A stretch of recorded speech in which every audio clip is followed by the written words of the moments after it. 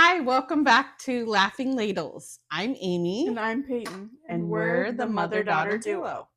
Today we're going to be making poor man's stew. We're kind of going back to our roots where we were talking about depression food, and it's the perfect time with the weather and stuff. So we're going to put together some poor man's stew. Sound good? Yeah. Okay, first we need to get our stations ready. And so we always talk about what's our mise en place. Let's get some rags, get them wet so we can put them underneath our cutting boards so they're not sliding all over. Oh my God, I'm sorry. Okay. Wet towel underneath our cutting boards helps it so it doesn't slide around. Our knives are sharp and we're ready to go. So the first thing we need to do is get our meat cooking. So as this is poor man's stew, we're not using big cuts of meat. We're not using steak or any of that. We're using some ground beef and some ground sausage. So you could do a combination. I like to have 2 pounds. So depending on the price of things and how things are and what you like, but you need 2 pounds total. I do like the Jimmy Dean sausage really good. I do like the hot Jimmy Dean sausage too in it. But today, this is what we have. So smoking. So go ahead. You get those cut up on or opened up. I'll get the pan ready. Okay, so Peyton, tell us your hack. So you cut off the top of the sausage roll thing, and when you turn it around, you twist the tip at the other end. So then you get most of it out all at once instead of having to squeeze it out, and then you're less likely to get any on your hand. Empty. And we don't want to waste any because pennies add up. We're going to start to cook the meat here. We have it on high heat here in our cast iron pan, which I love my cast iron pans. And so with the magic of editing, things will be cooked and ready for the next step. Welcome back. I'm going to share a little bit of some information here I have on my phone for my notes. So stew history, because we're making poor man's stew today. Poor man's stew, or some of you may know it as hobo stew, was often made during the Great Depression. Families would throw whatever veggies and scraps of meat they had into one pot, kind of like a community soup. Some churches would even set up a stone soup. I'm sure you've heard that story of stone soup, where everyone would bring whatever that they had. Like, I have a carrot to share. What do you have to share? I got some celery. Right. And we put together to make a stew. So anyway, just a little bit of stew history. Also, if your stew tastes a little flat, you can add a splash of vinegar or a squeeze of lemon juice at the end before you serve it and stir. That can kind of brighten it up a little bit, and you don't need more salt. And one other cooking trick that we wanted to share. So one of the things during the Great Depression that they would do sometimes is they would add a little bit of peanut butter into their broth. Okay. One, it would give you a little bit, here are doggies. It would give you a little bit more protein, but it would also just elevate the broth just a little bit, make it a little creamier, a little bit richer. So if it's something that you want to try, here, if you see, this is our regular broth. Here is our broth with a little bit of peanut butter in it. So just something to try. And I will say, if you taste them just by themselves, you can tell the difference, and you might say, oh yeah, there's a little bit of peanut butter here. But when you have your stew and all of that made together, you wouldn't really be able to distinguish that. Now remember, if you have a peanut allergy or if someone's coming over to share your stew, you want to make sure to talk about that. But don't put peanut butter in your soup. I mean, it's like talk about it or just don't put it in. All right. Now it's time for us to share our veggies that we brought. So I'm going to chop up the carrots. Peyton is going to chop up the celery. We've washed our veggies, which you always want to wash your veggies. So we've washed our veggies. We got our cutting boards all good. And you want to make sure whatever size that you decide for your veggies, that you're consistent across the board, because that's going to make it easy so that when you take a bite, you're getting a little bit of everything. Okay? So let's go.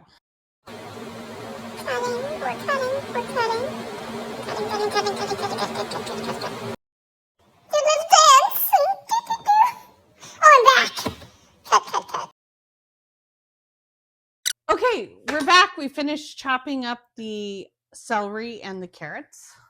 Going to show you those there. You can see. Now, you'll notice that the celery is smaller than the carrots because we're making stew, and Peyton is participating. And why is the celery so much smaller than the carrots? Because not everybody wants a giant chunk of celery when they have to take a bite of something. So At least I don't, and I know my dad doesn't.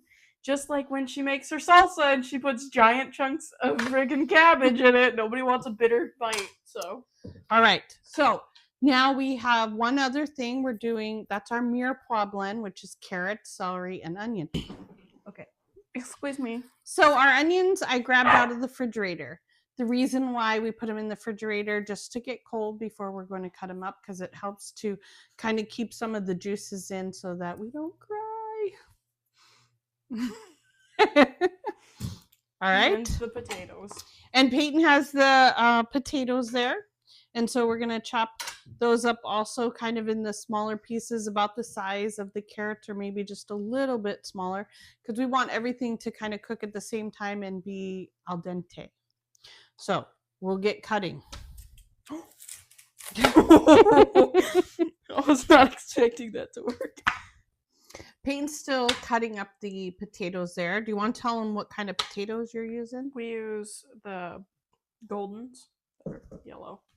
So we think these have the best flavor for the stews and that, and really like them. So I have the onions here and the carrots and the celery. And so I'm just going to saute them a little bit just to get the onions to caramelize a bit, draw out some of those natural sugars before we're going to throw them all into our stew mix. So, and Peyton's going to keep doing the chopping. All right, so now we're going to start assembling our stew. We got our crock pot here. And so know that just if you want to just throw everything in there together and you don't want to do that sauteing step, it just adds another level of depth to the flavors. You don't have to. You can throw this all together in the morning and leave and let it cook all day if you'd like. So, but you should have your meat and your sausage cooked first. And you could cook it the night before too. So, all right. So we're going to add our meat in. And then we're going to add our potatoes. Going to add our potatoes. Jeez, there's a lot of potatoes here.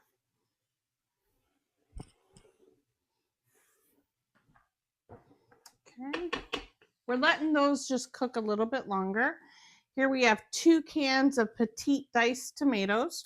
We're going to add those in. And Peyton, could you fill those both up? Now, I really love the Knorr's concentrated beef base and chicken base. We do get these at the chef's store, US Foods, Cost Plus, different those. I don't know what they would call them where you're at, but we love this. I can just add, and so I'm just going to add in a swirl of the beef, and then I'm going to add in a swirl of the chicken.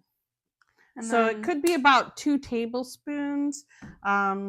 Just you might want to check not to add too much because it is salt. I don't add any other salt because I use these and I want to be able to adjust the seasoning. And then I'm going to add, because we fill these with water to get the right amount. Yep.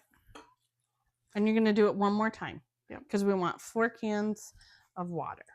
Okay. And these are 14-ounce cans. Yeah. And we can type the recipe up to put at the bottom for anyone. This is just my black pepper. I like a coarse ground black pepper. It's about a tablespoon that's going in there. Secret ingredient, kitchen bouquet. Okay. Sometimes it's hard to find in the stores. This is something that maybe your grandma used and she put it in her gravies and stuff. It browns things up, but has water, vegetable base, carrot, celery, cabbage, onion, parsley, turnips, parsnips, and caramel color. So I like to, it's very sticky. So you have to be careful. Right. But I like to add in 2 capfuls. This does have some salt in it too. It's far down on the list, but it does. So that's the reason why we're not adding any salt. And the tomatoes also can be salty. So the sodium level there, you can get low sodium if that's something of a concern. Okay. Then we have the garlic powder. And so I like to do a little bit of the garlic powder, plus I have the fresh garlic. So I'm just it's maybe like a teaspoon. It's a very small amount of this. We never use real measurements. It's the thing. But we have the recipe. Sometimes it's to taste. You know, if you're a good cook, you're in the kitchen tasting. Sometimes those tomatoes might taste a little different depending on where they came from. So you got to make those adjustments. Okay, I love my minced garlic. It's in water in the fridge, always ready to go, so I don't have to. I like just take it's probably equivalent to maybe 3 cloves, half a tablespoon. Throw that in there. We do like a lot of garlic. We love garlic. And then Italian seasoning. There's not a lot of seasoning in this, but they all kind of the flavors meld together. So Italian seasoning, you're putting in about 1 to 2 tablespoons too. And remember, you can customize it for your family, what you like. Okay, now we just need the carrots and celery to go in there. The mirepoix. The onions I have already poured in there. Now, yes, it is heavy on the vegetables because it's poor man's stew, right? And so vegetables you can kind of get cheap, maybe grow your own. And so this really helps to stretch it. Now, another thing from the Depression, a lot of times they would use crackers or oats to thicken up stews and soups when they needed to. That was a hack that they used. So now we're going to take it over, put it on the counter, and turn it on high and let it cook. We're probably going to let this cook for maybe 2 hours, and then we're going to enjoy it with some crusty bread. All right, see you later. All right, we are back and we're almost ready to show you the finished product. But first, we wanted to add a couple things that we may have forgot that are really make the difference and can elevate your poor man's stew. So, bay leaves. Bay leaves are something that you can add in, let them soak in there. They add a little bit of an elevated flavor. It's almost like when you taste and you're like, I'm not sure what that is, but it tastes good. Or if you were to make, say, the poor man's stew, you had it here with us, and then maybe you went home and you made it and you forgot this, that could be the difference. Kind of like the kitchen bouquet also. And then also we want to talk about a slurry. Anytime that you make a soup or a stew, making a slurry can make the difference. If you see here, this is kind of what the stew broth would look like by itself. Now it does thicken up, and the longer it sits, it might get a little bit thicker from the potatoes. But what we like to do is add a slurry. When you add a slurry, you're going to get that little bit of thickness, and you could make it whatever thickness that you want. But the difference is this is going to coat a spoon. If it coats a spoon, it's going to coat your mouth and your tongue, and you're going to get a better feel from it, a more elevated feel, even though it is the poor man's stew. And you can do this with your regular stew. So if you're not familiar with a cornstarch slurry, cornstarch, and you want to mix it with some cold water. A little messy there. It's like making oobleck, but not to the full Not extent. to that. Or I like to think about like a little bit of milky and that. So you can just see it looks kind of like milk. And so when you add that into your stew, like here I have my crock pot here with stew, I'll just be able to add that in.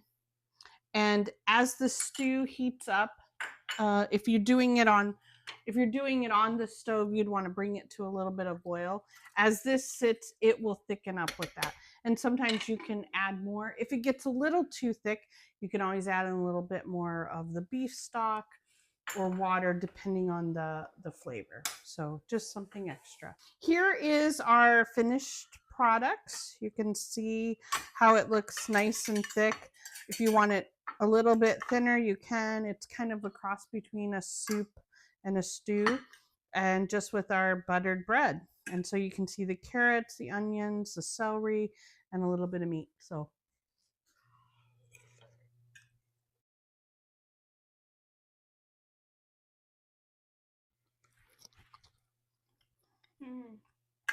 really hot. Very. I like to take the bread and just dip it in. And when it's a little bit thicker too, then that's going to stick to your bread. We should bump bread. No. Mm. It's trying to poison me? Okay, we're going to go off camera now and eat our poor man's stew. So we hope you enjoyed this and hope you learned something new today. Bye-bye. Bye-bye.